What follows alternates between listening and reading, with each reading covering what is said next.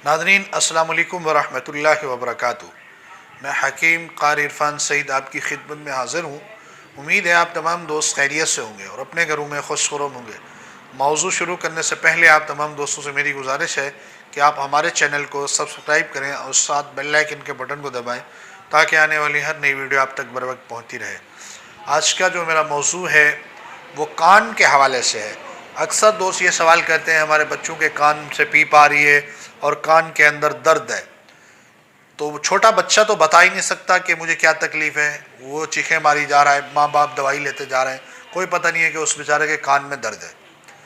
मोहतरम, ये एक छोटा सा नुस्खा है, अपने घर में बना के रखें, सर्दी गर्मी में काम आने वाला नुस्खा है और बहुत कीमती और लाजवाब है और तजर्बाशुदा नुस्खा है। सबसे पहले तो आपने आधा किलो सरसों का खालिस तेल लें, उसके अंदर मिलावट बिल्कुल नहीं होनी चाहिए।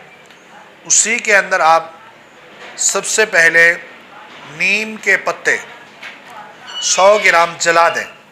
जब वो जल जाए तो आपके पास मंसल, हड़ताल, वर्किया 1-1 तोला और तूतिया 2 ग्राम, ये पाउडर हो बारीक, ये पाउडर उसमें डाल के 10 मिनट मज़ीद पकाएं। उसके बाद ये तेल छान कर रख दें। ये छोटे ड्राफ्ट्स के अंदर डाल के रखें। जब भी बच्चों को कान में दर्द हो या पीप हो तो ये ज़रूर इस्तेमाल करें। बड़े भी इस्तेमाल कर सकते हैं। इंशाअल्लाह कान की तकलीफ़ फ़ौरी दूर होगी।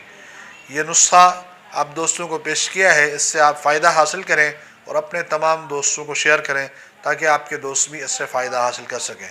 जज़ाकल्लाह।